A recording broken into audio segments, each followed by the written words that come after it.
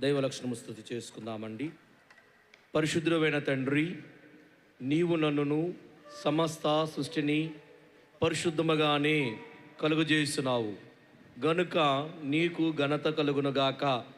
అయినను పాప ప్రవేశమును బట్టి నాకు అపరిశుద్ధత కలిగెను.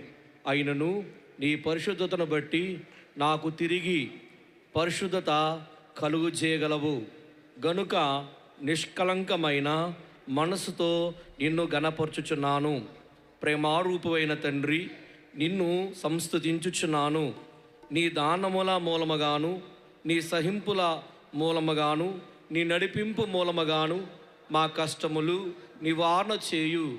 నీ క్రియల మూలముగాను, నీవు మాకు చేయు ఉపకారముల మూలముగాను మాకు నీవు చూపుచున్న ప్రేమను తలంచుకొని నిన్ను స్తుతించుచున్నాము.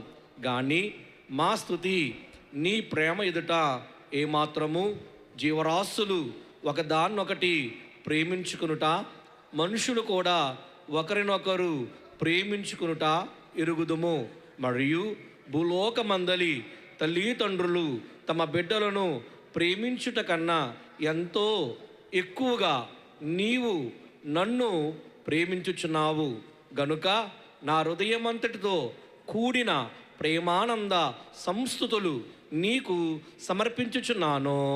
ఆమేన్.